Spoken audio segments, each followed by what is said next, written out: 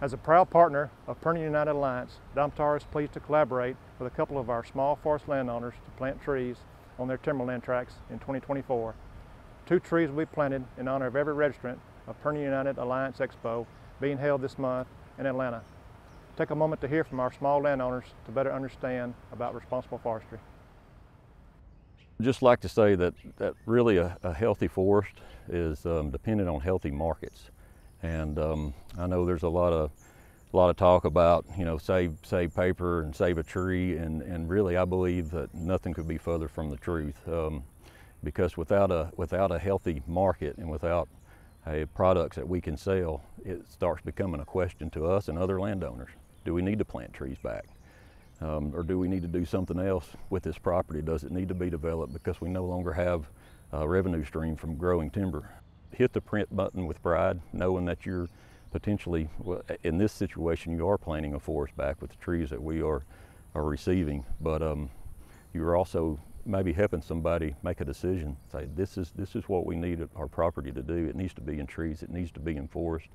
We've gone through already a couple of rotations by most industrial standards just in the life of the foundation, and we're dealing with a land base that's a fixed land base. We have to return to the same property again and again, and so if we're not being responsible in our management, we're just hurting ourselves. It doesn't help anybody.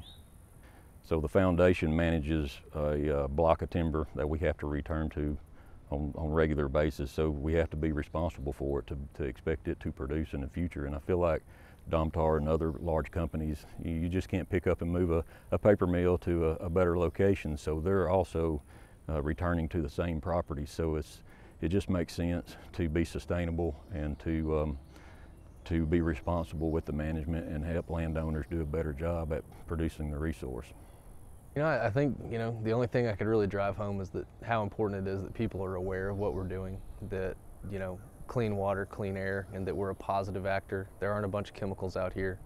If we do not effectively steward the resources to the utmost of our ability and the industry as a whole's ability in terms of, you know, the research we do, the people that we reach out to in different areas and try to collaborate and improve the overall landscape and the market, that, you know, we're out of a job and the resource hasn't been maintained. And so, you know, that's also how we drive long-term value.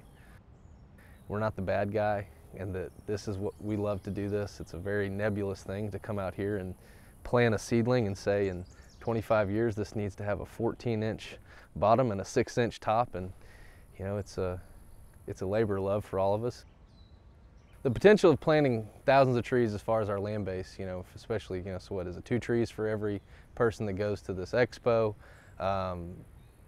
You know, I guess especially when you track the chain of custody element of that, I think for those people that might not quite understand what it takes to farm trees like we're doing, you know, it's just the increased awareness of, you know, something actually happened from, you know, what is to them just going to a conference theoretically.